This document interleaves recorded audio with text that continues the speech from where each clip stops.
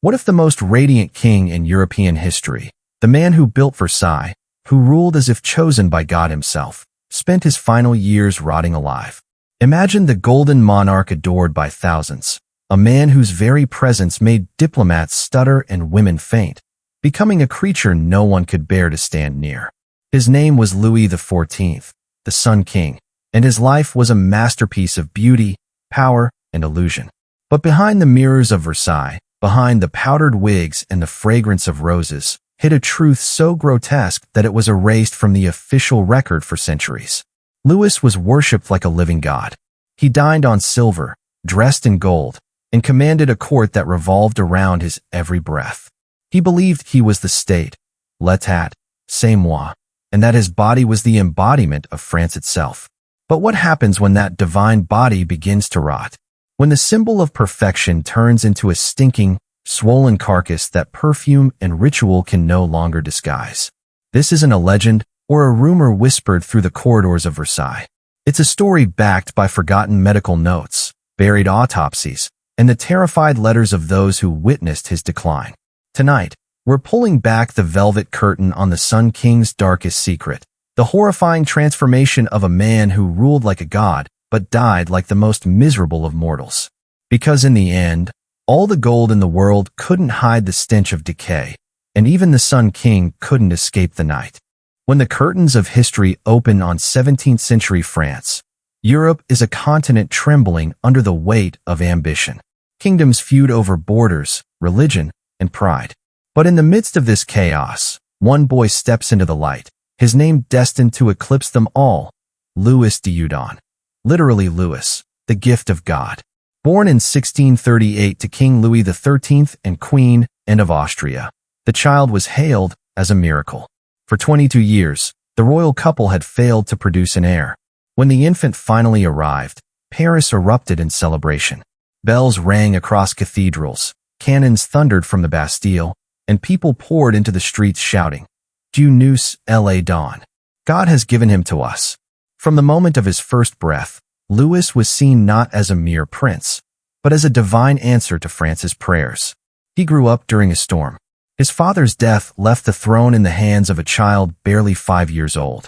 Real power fell to his mother and her trusted minister, Cardinal Mazarin. France at the time was a battlefield of noble uprisings, economic despair, and religious tension. The young king's earliest memories were not of crowns or jewels, but of fear, of mobs marching on Paris, of courtiers plotting in shadows, of being whisked away in the night to avoid assassins.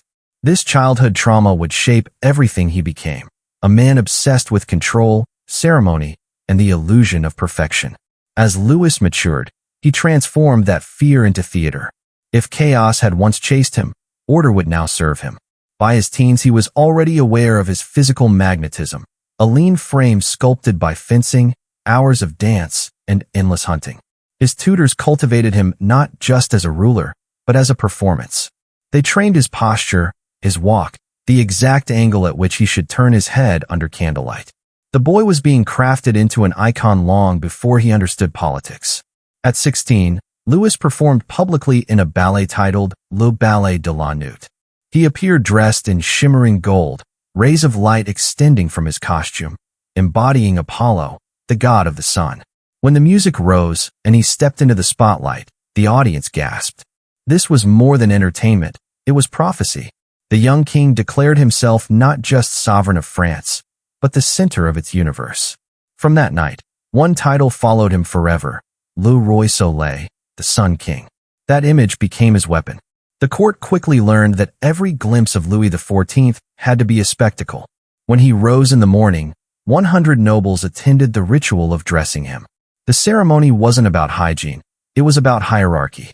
Every fold of silk, every gesture of service, reinforced the idea that the king's body was sacred. When he dined, the hall gleamed with mirrors, so his image multiplied infinitely.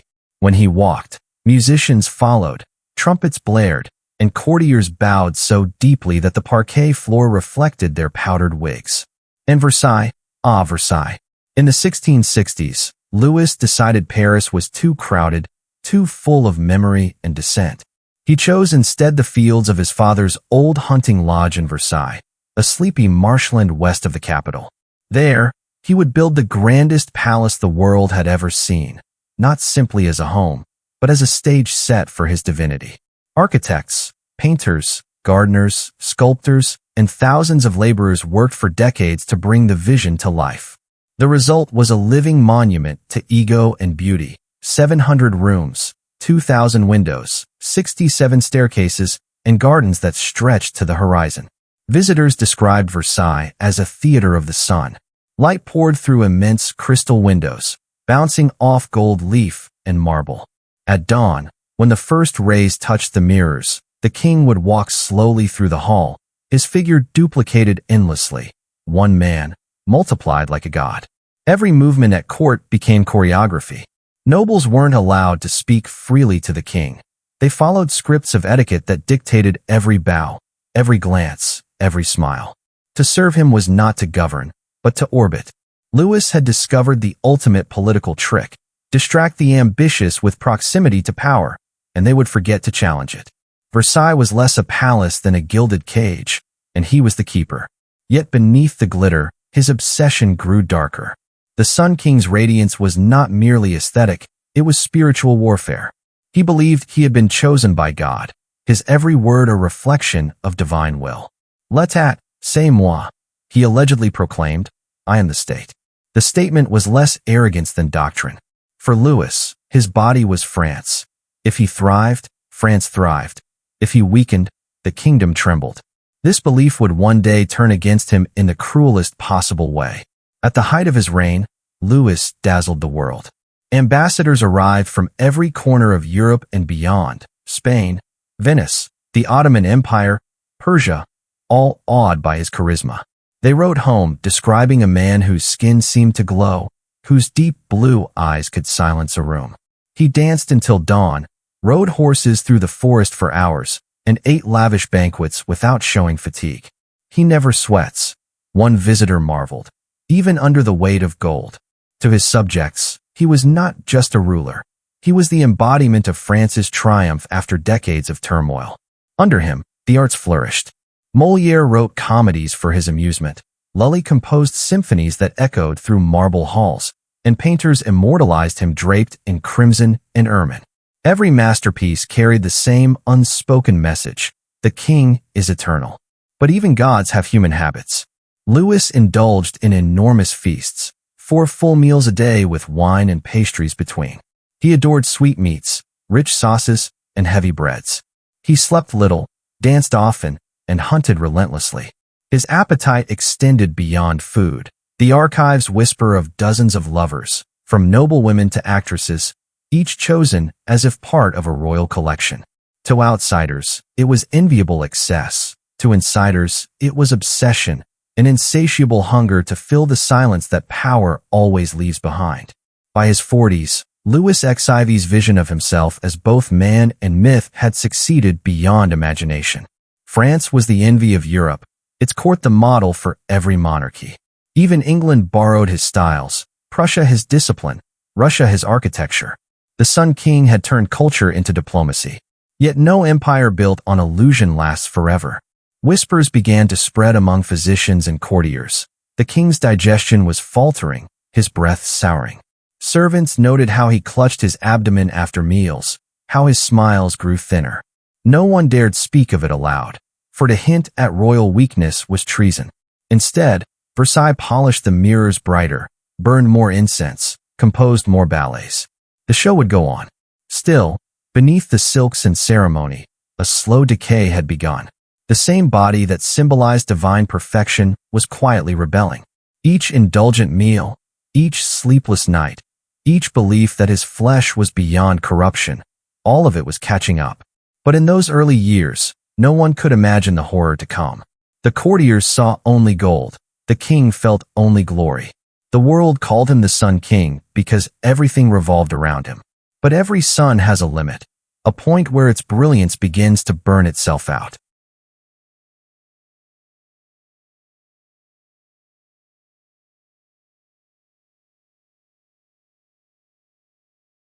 By the time the 1670s rolled around, Louis XIV had become less a man than a symbol carved in marble and drenched in light. Every portrait, every statue, every whispered song called him immortal. But marble, too, can crack. And when it does, the fracture starts so small that no one dares to notice. At 40, the king still danced at court, still commanded armies, still fathered children with tireless vigor. To the public, he was ageless. Privately, the machinery of his body had begun to protest. He often awoke before dawn with a stiffness in his spine and a burning in his stomach. His physicians assured him it was nothing a purge or a prayer couldn't fix. In those days, medicine was theater, and Versailles was the grandest stage of all. Every morning the royal doctors performed their own ritual, bloodletting, herbal tonics, purgatives, and enemas meant to balance the humors. To question the treatment would mean doubting divine order itself, so Louis obeyed. He allowed strangers to pierce, drain, and prod the body he believed was sacred. And because he survived each time, the court whispered that God himself had sanctified the methods. No one realized that survival was not proof of health, it was only proof of endurance. Louis's appetite, once the stuff of legend, grew monstrous. He could consume entire roasts, platters of pastries, and mountains of fruit in one sitting. At night he would pace the halls, hand pressed against his abdomen, feeling the weight of his excess. When his breath turned sour, perfumers created new blends, amber, musk, and rose, to float through the corridors before he entered. If the scent of decay followed him, they simply drowned it in fragrance. Versailles itself became an accomplice in denial. The palace had no bathrooms as we know them. Courtiers relieved themselves behind curtains or into porcelain pots quickly whisked away. Odors were masked by incense and flowers. The smell of humanity was an enemy, evidence that even gods sweat and rot. The Sun King could not be seen to stink. Louis rarely bathed. In 17th century Europe, water was suspected of spreading disease or weakening the flesh. Cleanliness came from linen, not liquid.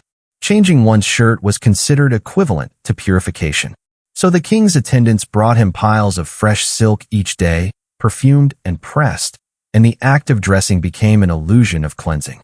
Only his hands and face touched water, holy water, naturally. The rest of his body remained sealed beneath layers of powder and velvet. For years, the illusion held. Pain was dismissed as fatigue, infection as divine trial. But by the early 1680s, witnesses began noting strange things. The king's once radiant skin glistened with unnatural oil. His smiles grew tight, his temper shorter. After meals, he sometimes disappeared into his chambers for hours, emerging pale and distracted. He kept mints in his pockets, chewing them like rosary beads. Those closest to him knew something was wrong, but silence was safer than truth. Then came January 1686. It began, as many tragedies do, with something small, a dull ache when he sat, a faint pressure near the base of his spine. He ignored it at first. Kings didn't complain. But within days the discomfort became sharp, the pain radiating through his hips. He summoned his physician, Guy Crescent Fagan, who examined the royal body with practiced arrogance and declared it a case of hemorrhoids. An inconvenience, sire, he said, nothing more. Louis believed him. After all, the Sun King could not possibly harbor disease. Weeks passed, and the pain grew unbearable. He found it difficult to ride or even sit through council meetings. At night, he couldn't sleep.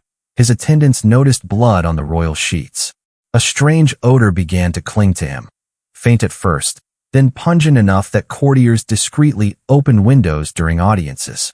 The doctors whispered among themselves, but none dared suggest that the king was infected. Instead, they intensified the treatments that had always failed. More purges, more enemas, more prayers. For the palace, the crisis became a test of faith. To admit that Louis's body was mortal would threaten the entire architecture of absolutism. So the courtiers doubled down on ceremony. Every movement of the king was choreographed to appear effortless. When he winced, musicians struck up a tune. When he fainted, they called it a moment of divine trance. Versailles refused to believe its god could bleed. But the body is indifferent to politics. By February, the infection had spread deep within his tissues. He felt as though he were sitting on fire. His robes stained easily, his movements slowed. Ambassadors complained discreetly of nausea during audiences, yet they continued to bow and flatter. The Sun King could not be insulted, even by reality. Inside his private chambers, the atmosphere was less reverent. The servants tasked with his care whispered of sores that refused to heal, of a stench that clung even after the floors were scrubbed with vinegar. They burned herbs, scattered rose petals, and prayed. Still the air thickened. Something inside the king was rotting. Louis prayed harder. He confessed more frequently. To him, suffering was proof of divine testing, not of medical failure. He believed his pain was holy, a way for God to remind him of humility. But the humility of kings is often another word for fear. He could not escape the thought that the corruption within him might mirror the sins of his court: greed, lust, pride. And so he endured it silently. At last, when the agony became impossible to hide, the doctors sought a new approach.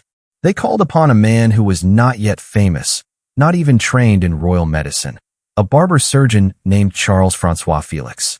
He was chosen not for his skill, but for his obedience. His task: to save the most powerful man in Europe from a disease no one dared name.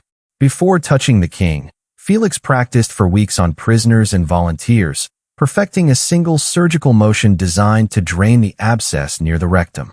Each session ended with screams echoing down the corridors of his training house. When he finally deemed himself ready, the palace prepared as if for a coronation. Tapestries were hung, candles lit, prayers offered. On a quiet morning in late summer, the operation began. We will not linger on the pain. Only say this: there was no anesthesia, only 4 men to hold him still and a wooden stick to bite.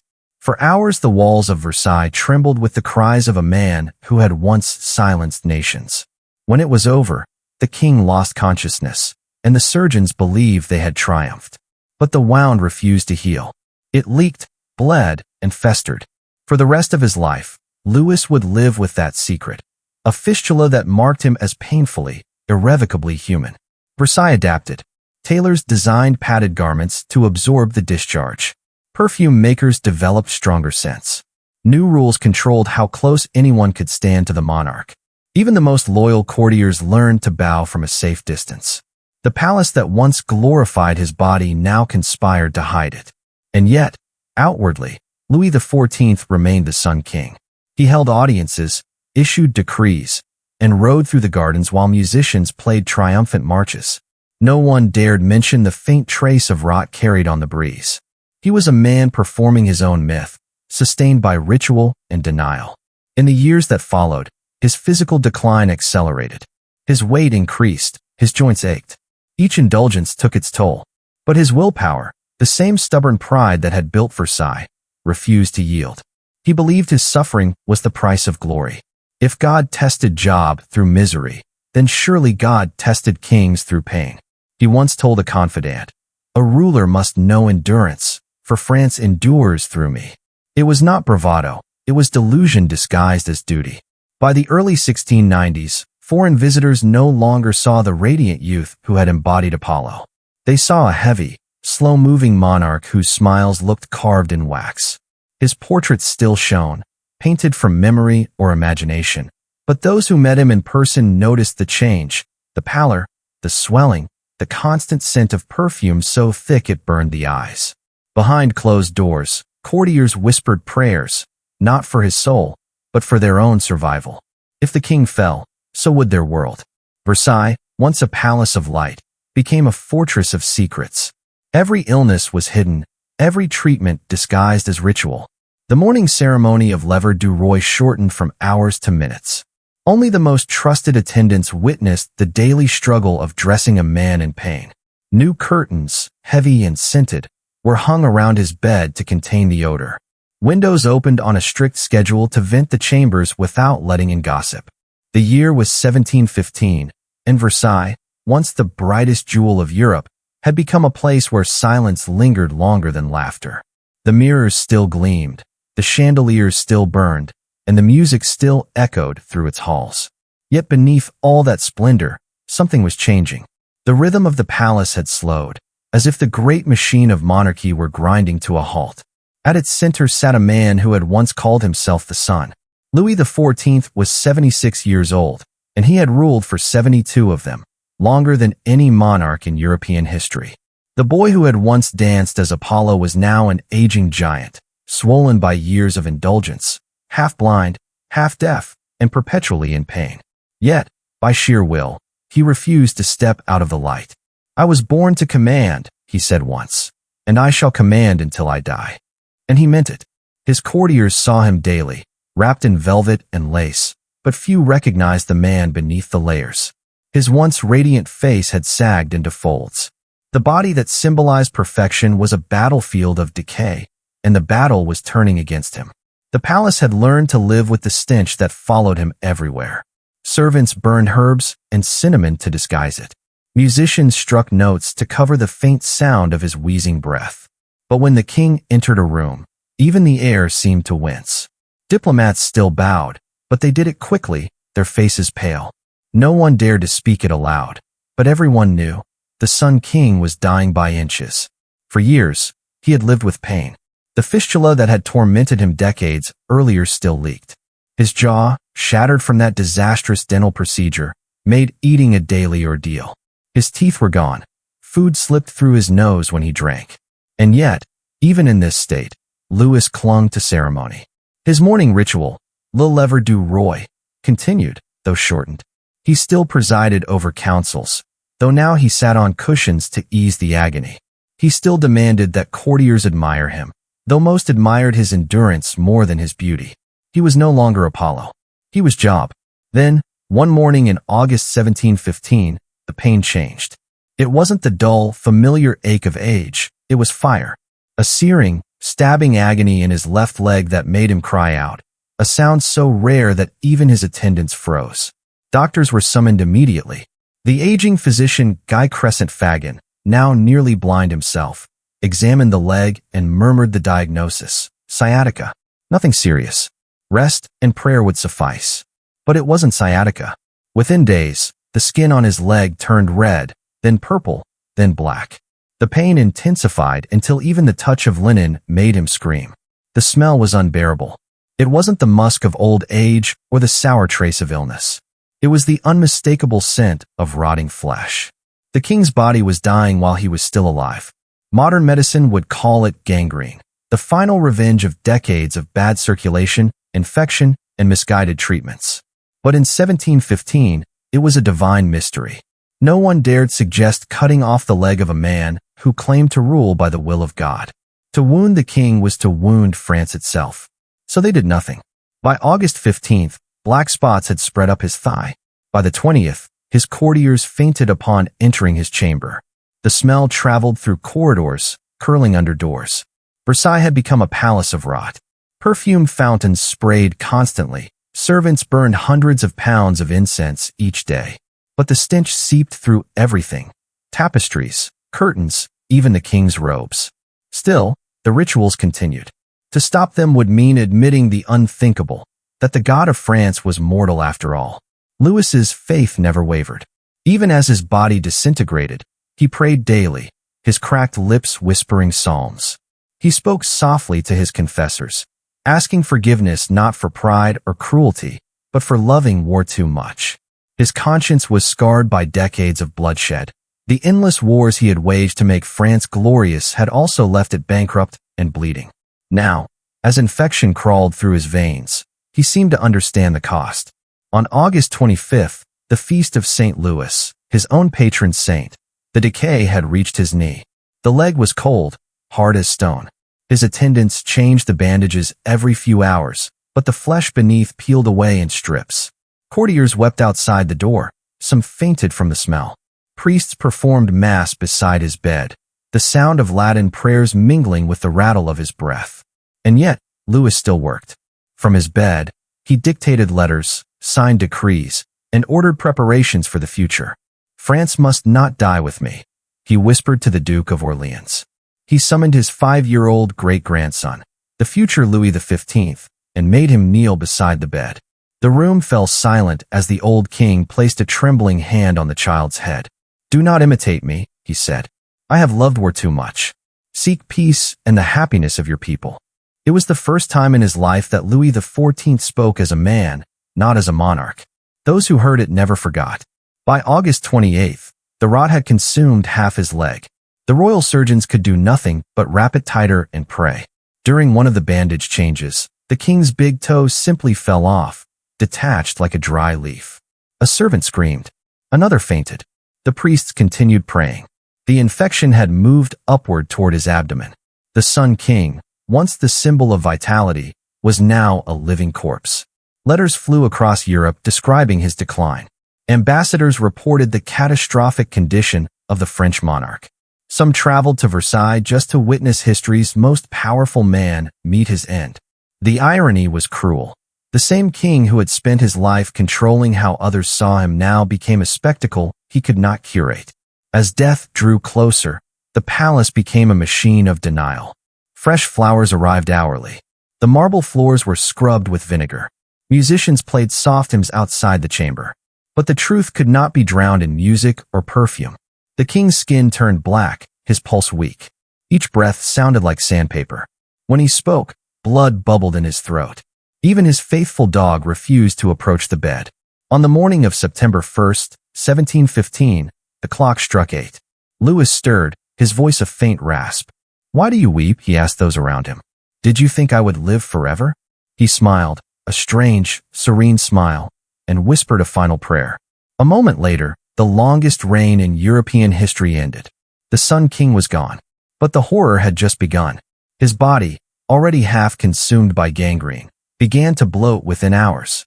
The gases of decomposition swelled his abdomen until his garments strained at the seams. The court physicians ordered an immediate autopsy, fearing the corpse would burst if left uncut. When they opened him, the reality defied imagination. The intestines were twice their normal size, blackened and liquefied. A half-meter parasitic worm coiled within his colon. His throat muscles had rotted away. Even the embalmers, hardened by decades of royal burials, fled gagging from the stench. The body decayed so rapidly that the coffin had to be sealed with lead that same day. During the funeral mass, witnesses claimed to hear faint cracking and bubbling sounds from within, gases escaping as the royal flesh collapsed in on itself. But no one spoke of it. The ceremony continued as if nothing were amiss. The organ played, the candles burned, and the priests proclaimed, "Our sovereign passed peacefully into the hands of God." It was a lie, but a necessary one. Because the illusion of divine monarchy could not die with him. France needed the myth of the Sun King, not the truth of the rotting man. The medical records were sealed. Dr. Fagin's notes were destroyed. The surgical journals of Felix, the barber surgeon who once cut into the royal flesh, were hidden in archives for 3 centuries.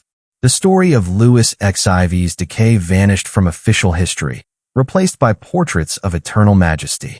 Only centuries later would historians uncover the documents that told the real story, not of a monster, but of a man trapped inside his own perfection. A king who mistook ritual for immortality. A body that bore the burden of a nation's illusion. For all his cruelty and vanity, Louis XIV was also, in the end, profoundly human. He feared weakness, so he built a palace to hide it. He feared chaos, so he imposed control on every breath around him. But control has a price. The man who ruled through spectacle became a prisoner of it. Even as his body collapsed, he refused to let the curtain fall. Perhaps that is why his death still fascinates us. It is not just the spectacle of decay that haunts, it is the symbolism. Louis XIV embodied the ultimate paradox of power. The more you try to appear divine, the more painfully human you become. His life was a cathedral built to worship the self, and like all cathedrals, time eventually claimed it stone by stone. Today, visitors wander through Versailles, marveling at the gold, the mirrors, the endless halls that once reflected his image. They see splendor. Few imagine the scent that once hung in that air, the fragrance of roses struggling to bury the smell of death. But if you listen closely, the palace still whispers the truth. That every god made of flesh will someday fall apart. That even the brightest sun casts the darkest shadow. Louis XIV ruled like a deity and died like a man, proving once and for all that no crown, no glory, no perfume can hide the decay of time. Versailles had seen celebrations grander than any dream, and silences deeper than any grave. When Louis XIV finally died, the palace did not crumble. The chandeliers still burned, the fountains still sang, and the courtiers still bowed. The show, as always, went on. Because Versailles was never built for truth. It was built for performance, and even death would be staged like theater. In the hours after the king's final breath, chaos rippled through the corridors. Servants wept, nobles argued, and guards sealed doors. No one knew exactly what to do, because no one had ever seen the sun set before. For 72 years, Louis had been France itself. Every decision, every coin, every law had passed through him. To imagine a world without him was like imagining a day without light. But as the morning mist lifted over the gilded gardens, a new kind of order emerged, the order of control. Ministers whispered, "The people must not see weakness. The king died peacefully. That is what they will hear." And so the rewriting began. The official announcement declared that His Majesty, the most Christian king, had passed into the grace of the Lord with serenity. Messengers rode across France, spreading the news in polished Latin phrases that concealed the horror. Churches held masses of thanksgiving. Bells rang not for tragedy, but for continuity. The state was intact. France, they said, was eternal. Inside Versailles, the truth was buried alongside the body. The royal embalmers, nauseated by the smell, worked through the night to prepare the corpse. They packed it with herbs, sealed it in triple coffins, and poured molten lead around the seams. Even then, the gases of decay pressed against the casing, making faint cracking noises during the funeral mass. Courtiers later swore they heard the coffin groan, as if the Sun King protested being shut away from his own light. The ceremony itself was magnificent, a symphony of denial. Gold banners draped the chapel. Priests chanted. Hundreds of candles illuminated the marble floor. The air shimmered with incense, so thick it stung the eyes. And above it all hung the illusion. The king at peace, the body untouched, the legend untarnished. Outside, the people wept sincerely. They had never seen their sovereign up close, but they had seen his reflection everywhere, in paintings, coins, architecture, and law. He had become more idea than man, a celestial father who made France shine. The rumors of his sickness were whispers drowned by ceremony. For most citizens, Louis XIV was immortal, and immortals do not rot. Within days, Versailles resumed its routines. Ministers took their seats, servants resumed their bows, and the 5-year-old Louis XV was proclaimed king. The cycle of monarchy spun again, smooth and unbroken. The corpse in the lead coffin might have been forgotten had it not been for one lingering truth. The myth of the Sun King was too valuable to die. To France, Louis XIV was more than a ruler. He was the embodiment of absolutism, the belief that power must be one, indivisible, unquestionable. In his image, France had conquered culture itself. His reign had given the world Molière, Racine, Lully, the Académie Française, and the architecture that still defines grandeur. The Enlightenment, even as it challenged divine rule, owed its stagecraft to him. Without Louis's spectacle, there might never have been the theater of revolution. He built the palace that the guillotine would one day face. Yet for nearly 3 centuries, the truth of his death was hidden behind walls of decorum. Dr. Fagin's notes were burned. Felix's surgical tools were locked in a royal archive. The autopsy report vanished into secrecy. Historians wrote about his policies, his wars, his mistresses, but not his body. In textbooks and portraits, he remained the eternal monarch, upright, poised, flawless. The myth became convenient. Monarchs who followed him needed it to justify their own authority. Revolutionaries needed it to define what they opposed. Even the modern French state, centuries later, preserved Versailles as a monument to beauty, not to suffering. Tour guides would describe the gilded ceilings and mirrored halls, never the stench that once haunted them. But history, like rot, has a way of seeping through cracks. In the late 19th century, archivists discovered fragments of a lost journal, notes from a surgeon who had attended the king during his final days. The handwriting was shaky, the ink faded, but the words were unmistakable. The odor of corruption unbearable, the flesh black and rigid, the king retains consciousness. That simple line shattered centuries of illusion. Later discoveries, sealed medical ledgers, private letters, and diplomatic reports confirmed it. The Sun King had not died peacefully. He had decayed in plain sight, while his courtiers pretended not to see. For historians, this revelation changed everything. It wasn't merely about disease. It was about the machinery of image, how power survives by curating memory. The same king who spent his life choreographing how others saw him had, even in death, manipulated how he would be remembered. Versailles was not just a palace, it was propaganda in stone. And in a way, it worked. Even today, when people hear Louis XIV, they think of elegance, art, and sunlight, not infection, worms, and rot. The myth outlived the man, as all successful myths do. Yet, behind that illusion lies a lesson more timeless than any marble statue. Power always decomposes faster than it realizes. Louis's body failed because it was treated as sacred. No one dared question the treatments that destroyed him. No one dared suggest he was mortal.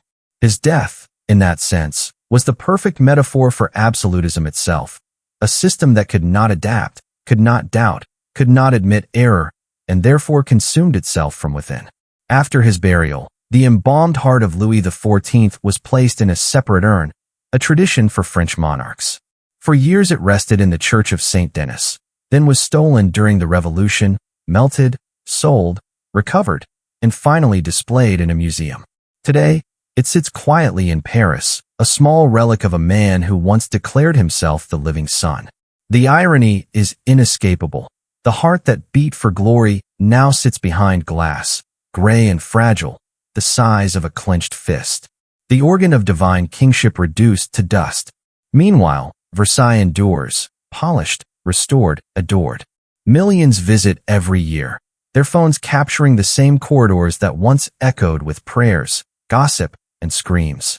They marvel at the mirrors without realizing they were built not for beauty, but for control, to multiply the image of a man who demanded to be infinite. The gardens bloom again each spring, the fountains dance, and the sunlight spills across the marble as it did centuries ago.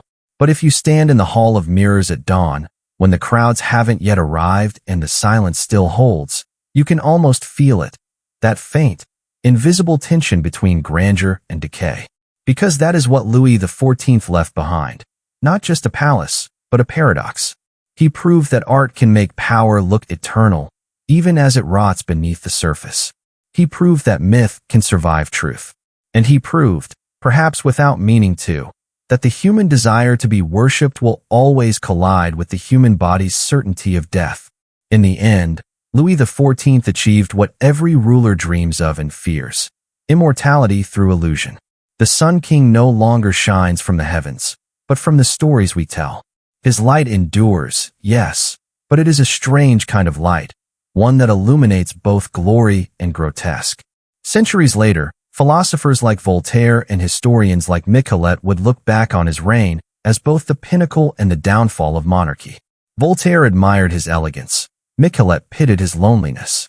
Modern historians see him as a mirror, reflecting our obsession with image, legacy, and control. In him, we see every politician who builds monuments to themselves, every celebrity who hides decay behind filters, every empire that mistakes spectacle for substance. The technology has changed, the psychology has not. Louis XIV's story is not just the tale of one king. It's the anatomy of power itself. It begins in splendor, gold, light, applause, and ends in silence, rot, and secrecy. Between those 2 points lies everything humans have ever chased: beauty, love, glory, denial. And maybe that's why his life still fascinates us. It's not just the grotesque ending, it's the unbearable familiarity. Who among us hasn't built a small Versailles of our own, a version of ourselves polished for the world, while hiding the cracks we fear will show? Louis XIV was simply the first to build his out of marble and mirrors. If you visit his tomb today, deep beneath the Basilica of Saint Denis, you'll find a simple inscription: Louis XIV, Roi de France et de Navarre. No mention of the pain, the surgeries, the rot. Just a name, clean and eternal. The stone doesn't smell. The story does. And that's what makes it unforgettable. Because beyond the crowns and candles, beyond the echoes of violins and whispers of incense, the truth remains as stark as ever. the same truth that his courtiers spent a lifetime trying to hide. Even the brightest sun must set. Even kings decay. And no empire, however golden, can perfume the smell of time. The story of Louis XIV begins with light and ends in shadow. It is a journey that mirrors the very nature of power, dazzling when it rises, terrifying when it falls. From the golden halls of Versailles to the darkness of his final chamber, the Sun King lived as both man and myth, and died as the perfect intersection of the two. When people hear his name today, they picture splendor, mirrored corridors, glittering chandeliers, fountains dancing to Baroque music. They picture France at its most magnificent, elegant, confident, unshakable. But if you strip away the gold leaf, the powdered wigs, the velvet, and the titles, what remains is something brutally simple. A man who believed himself eternal and learned too late that flesh does not obey crowns. Louis XIV's tragedy wasn't just in how he died. It was in how completely he became trapped inside his own legend. Every mirror in Versailles reflected the same image, not of the man he was, but of the god he pretended to be. And when the rot set in, no one dared to break the illusion. The courtiers bowed, the musicians played, the priests prayed, and the Sun King, the man who made others orbit him, burned silently in his own light until there was nothing left but ash. It's easy, centuries later, to dismiss him as vain, arrogant, or cruel. But maybe that's too simple. Louis XIV wasn't born a monster. He was born into a world that demanded perfection. His divine right to rule was both a gift and a curse. To question his own godliness was to invite chaos. To admit weakness was to risk collapse. So he did what so many powerful people do when fear and pride collide. He built walls of gold around his insecurities and called them destiny. Versailles wasn't just his palace. It was his armor. And yet, the irony of his story is that the same palace that immortalized him also exposed his fragility. Every beam of light that bounced off those mirrors carried a hidden truth. Nothing, not even glory, can reflect forever. The gold fades. The music stops. The scent of roses turns sour. In the end, even the man who ruled as the sun could not outrun the sunset. But maybe, in some strange way, that's what makes Louis XIV human and his story worth telling. Because his life wasn't only about vanity and decay. It was about ambition, art, creation. He turned France into a cultural empire that outlived him by centuries. He inspired artists, architects, and composers. He built the very idea of elegance that still defines France today. And that's the paradox. His brilliance and his downfall were born from the same fire. The same ego that built Versailles also destroyed him. Every civilization repeats this pattern, building monuments to deny mortality, then watching them crumble under the weight of time. Egypt had its pharaohs. Rome had its Caesars. France had its Sun King. And in each case, the story ends the same way, not with conquest, but with decay. Not with applause, but with silence. When we walk through Versailles today, we walk through a mirror of ourselves. We marvel at the beauty, the symmetry, the control, and we forget that all of it was built to hide something human. Every polished surface was a lie designed to make us forget that the man who owned it all was terrified of dying. Maybe that's why the story of Louis XIV still matters. Because beneath the powdered wigs and divine proclamations, he was just another soul afraid of being forgotten. And yet, he wasn't forgotten. His face still hangs in galleries. His palace still stands. His legend still burns across history books. The Sun King still shines, but now, his light illuminates a different truth, that immortality isn't about escaping decay, it's about being remembered despite it. His death was ugly, yes. His body failed him, his doctors betrayed him, his faith blinded him. But his story survived, not because it was perfect, but because it was human. And maybe that is the most fitting legacy of all. So when we look back on Louis XIV, we shouldn't see only the glitter or the rot. We should see both, the brilliance and the breakdown, the crown and the corpse, because together they form the complete portrait of what it means to be alive, to rule, to desire, and to fall. The next time sunlight floods through the hall of mirrors, remember this. It once touched the face of a man who believed he was the sun. Now it shines on the ghosts of everyone who ever tried to be more than human, and learned, as Louis XIV did, that time does not kneel before kings. Every empire ends. Every legend fades. Every sun must set. But if you listen closely, you can still hear him. Not the screams, not the prayers, but the whisper carried through centuries of marble and light. L'état, c'est moi. I am the state. And time, as it always does, whispers back. No, you were. History remembers Louis XIV as the Sun King, a man who believed he was chosen by God to embody France itself. And perhaps, in some way, he did. But what he never understood was that power and beauty are like sunlight. They dazzle the world, yet they also burn what they touch. In the glow of Versailles, Louis built an empire of mirrors, each one reflecting not truth, but perfection. And inside that reflection, he became trapped. For 72 years, France revolved around one man. When he smiled, the nation sang. When he grew silent, the court held its breath. But when his body began to rot, when the smell of decay filled the palace, no one dared to speak. Because to admit the king was mortal was to admit that the divine could die. Camera glides through a corridor. Sunlight glints off gold statues, then fades into shadow. His courtiers wore masks of perfume. His physicians prescribed rituals instead of cures. His priests told him suffering was holy. And Louis believed them, trying to prove that a man could become immortal through sheer will, through art, through ceremony. But in the end, his body reminded him, and us, that every crown rests on flesh, and every flesh must fail. When the lights of Versailles flickered out for the last time that night in